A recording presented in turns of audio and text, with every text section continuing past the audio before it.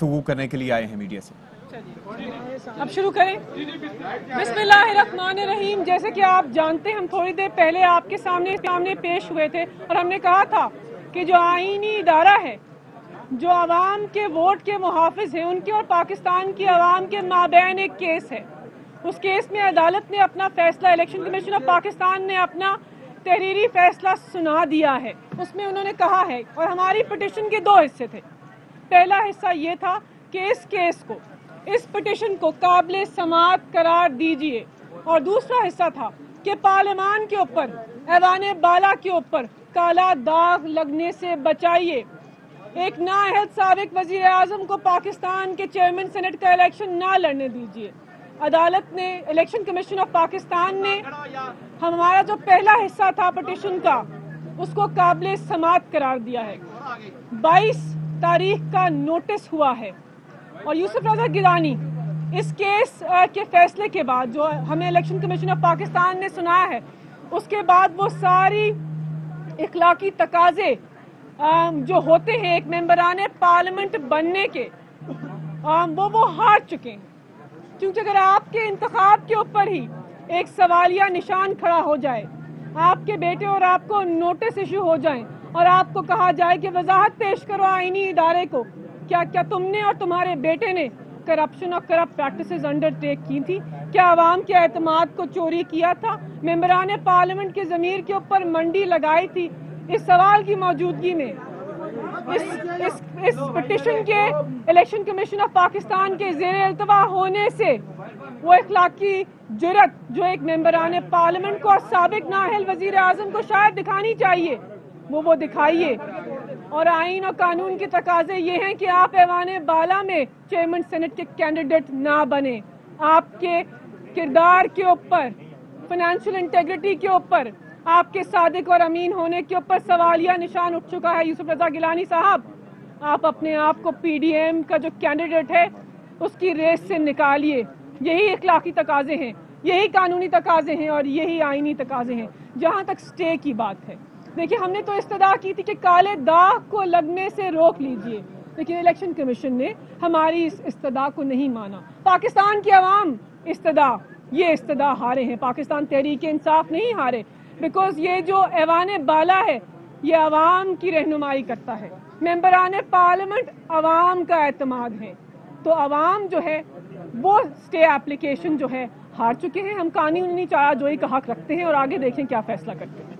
इसमें एक मिनट बात कर लेना। देखें, जो आज का फैसला आया है इलेक्शन कमीशन का, इस फैसले को हमने डस्का के फैसले के तनाजुर के साथ भी देखना है। मामला ये है कि इलेक्शन कमीशन ने तमाम तर वीडियोस देखी। इलेक्शन कमीशन ने सेनेट के इंतखाब से एक रोज कबल जो यूसुफ रज़ा गिलानी के साहबजादे वोट खरीदने की वारदात डाल रहे थे वो भी देखी, और उन्होंने हमारी दरख्वास्त को काबिल समाअत करार देकर नोटिस इशू किए।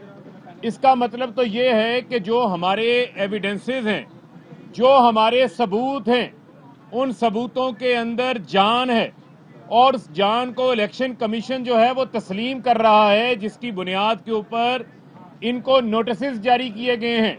तो लिहाजा जो हमारी मेन पहली जो दरख्वास्त है, वो दरख्वास्त है यूसुफ रज़ा गिलानी की नाअहली के हवाले से।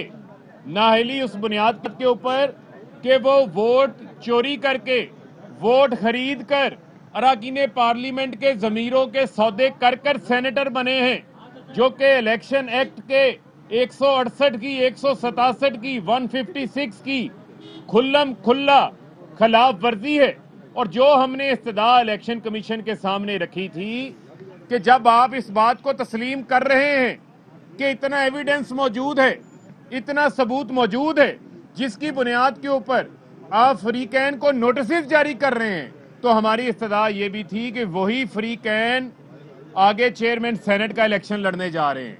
आप अपनी दरख्वास्त का फैसला होने तक इनके कामयाबी के नोटिफिकेशन को भी रोक दें, जिस तरह आपने डस्का के रिटर्न कैंडिडेट का नोटिफिकेशन रोका था।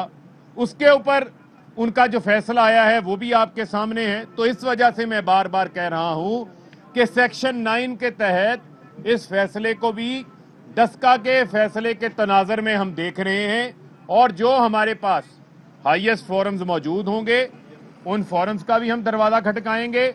और मैं ये यहां से पैगाम देना चाहता हूं कि अब कोई इखलाकी जवाब भी नहीं है इनके पास, और आपको ये भी बताता चलूं कि ये अपने तमाम जवाब खो चुके हैं।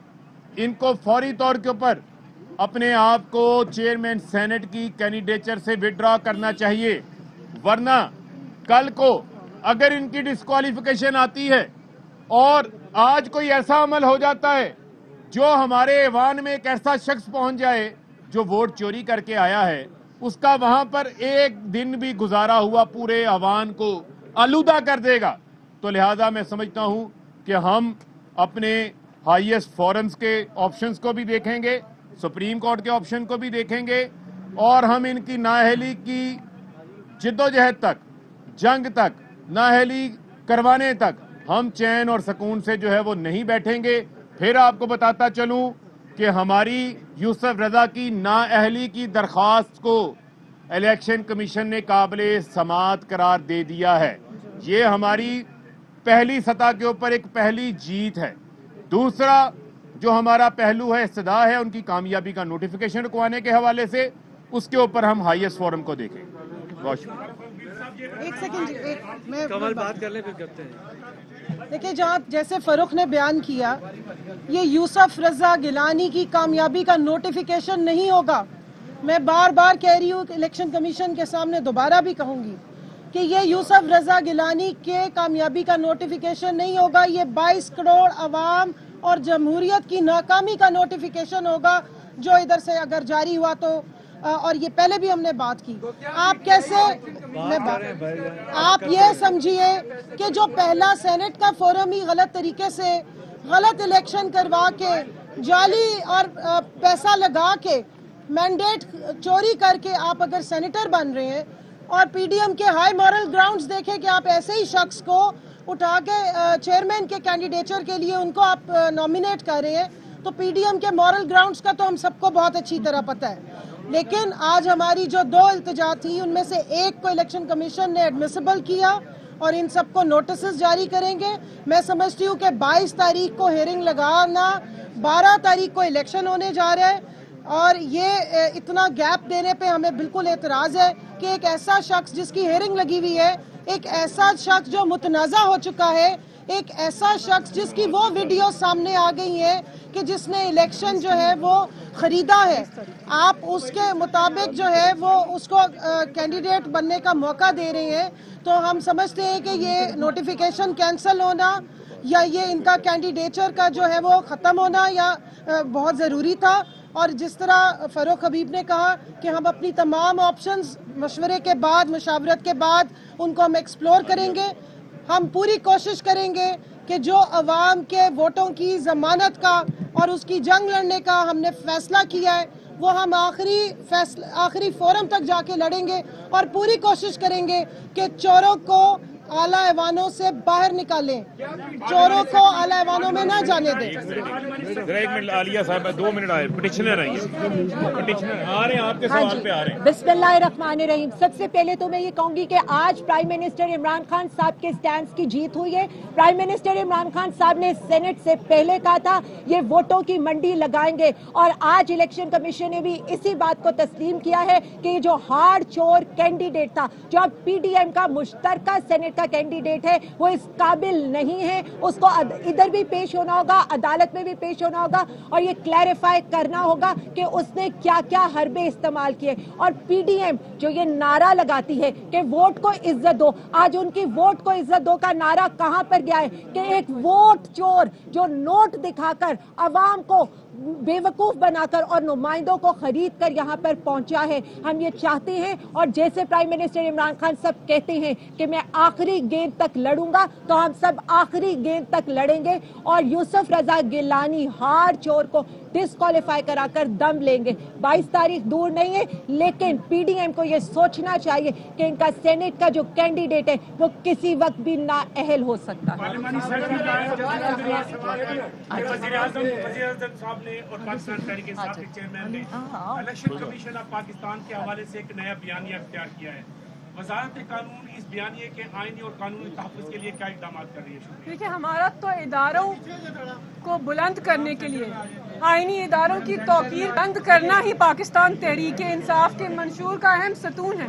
हमने आईनी इदारों के लिए जंग लड़ी, हमने सुप्रीम कोर्ट, आला अदालत जो है जिसको पाकिस्तान मुस्लिम लीग नवाज ने मुतनाज़ा बनाया, साबिक नाअहल वज़ीर आज़म ने कहा कि मुझे क्यों निकाला, उनकी बेटी ने आला अदालत के मोहतरम जजेस को जो आइन की सरपरस्ती करते हैं उन्हें कहा कि पटिशनर के वकील हैं। हम ये रवैया नहीं रखते, आइनी इदारों के फैसलों का एहतराम करते हैं, उनके सामने सर झुकाते हैं, लेकिन अपनी कानूनी चारा जोई जो है उसको आगे बढ़ाएंगे, क्योंकि अपना केस नहीं लड़ रहे। ये मलिका बुखारी, फरूख हबीब और कमर शौजब का केस नहीं है, ये पाकिस्तान की आवाम का केस है। आवाम का एतमाद चोरी हुआ है, आवाम का वोट चोरी हुआ है और आवाम को जवाबदेह है आईनी इदारे। मुझे ये बता दें कि इमरान खान ने 50 करोड़ रुपए के तरक्याती फंड्स दिए थे तो नहीं, वजाहत हो चुकी है, उसमें फैसला जी आप बताएं। आपसे सवाल ये है कि अभी आपने कहा कि यूसुफ रज़ा गिलानी सेनेट में आएंगे तो वो हाउस आलूदा हो जाएगा, तो मुझे आप ये इस सवाल का जवाब दें कि हुकूमत के 36 मेंबर थे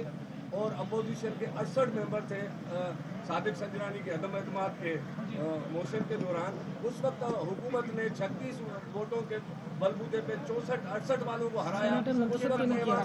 देखिए, बात यह है कि वो चेयरमैन सेनेट का इंतखाब था, वो सेनेटर मुंतखब करने का मामला है, और मैं समझता हूँ कि उसके ऊपर जिन जमातों ने कहा था, सुन लेना आप बात समझ लेना, यही तो जंग हम लड़ रहे थे जब हम ओपन एंड ट्रेसेबल बैलेट की बात कर रहे थे, आईनी तरमीम की बात कर रहे थे, हम तो निज़ाम को जड़ से ठीक करने की बात कर रहे थे।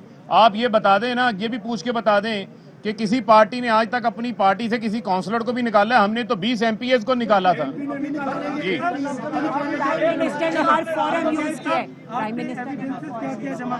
देखें, हमारे एविडेंसेस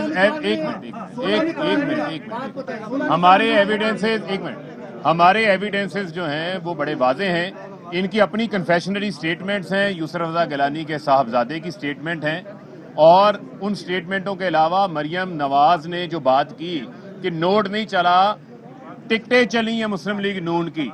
राजा परवेज अशरफ साहब का वजीर आजम on the assembly of the floor ये कह रहे हैं कि इन्होंने एडवांस पकड़ लिया है, बाबा ये डेस्क उधर बजाएंगे, वोट इधर देंगे। ऐसा तमाशा किस जमहूरियत के अंदर होता है?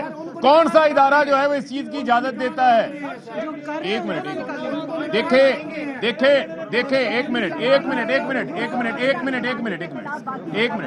ताली सुन तो लेना। ओ भाई मैंने सवाल सुन लिया, आ रहे हैं। देखें, बात यह है कि ताली जो है वो दोनों हाथों से बजती है। अगर आपने 16 को निकलवाना है तो आपने खरीदने वालों को भी निकालना है, उसका सवाल भी पूछें। बहुत शुक्रिया। फारूक हबीब, मलिका बुखारी इलेक्शन कमीशन के बाहर मीडिया टॉक कर रहे थे। उन्होंने कहा हमारे सबूतों को इलेक्शन कमीशन ने तस्लीम कर दिया है और इलेक्शन कमीशन ने यूसुफ रज़ा गिलानी का जो नोटिफिकेशन है कामयाबी का इस्तदा की गई थी पाकिस्तान तहरीक इंसाफ की जानिब से उसे रोका जाए, उसको मुस्तरद कर दिया है, लेकिन नोटिस जारी किए गए हैं वीडियो स्कैंडल के हवाले से यूसुफ रज़ा गिलानी और उनके बेटे अली हैदर गिलानी को, जिसकी समाअत होगी 22 मार्च को। पाकिस्तान तहरीक इंसाफ का यह भी कहना है कि सुप्रीम कोर्ट में भी दरखास्त है और इन्हें नाअहल कराने तक चैन सुकून से नहीं बैठेंगे। यूसुफ रज़ा गिलानी के खिलाफ दरखास्त को इलेक्शन कमीशन ने काबिल समाअत करार दिया है। यूसुफ रज़ा गिलानी के सादिक और अमीन होने पर हमें तहफ़्फ़ुज़ात हैं, ये करप्ट प्रैक्टिसेस हैं, और इस हवाले से जो हमने सबूत दिए उनको तस्लीम करना हमारी बड़ी कामयाबी है। उन्होंने कहा कि हम अवाम का वोट चोरी नहीं होने देंगे। जी बिल्कुल, और ये फैसला सामने आया है तो उस पर हमने ये देखा कि तहरीक इंसाफ के जो रहनुमा हैं वहाँ पर मौजूद थे, उनकी जानिब से ये एतराज़ किया गया, ये तहफ़्फ़ुज़ात का इज़हार किया गया।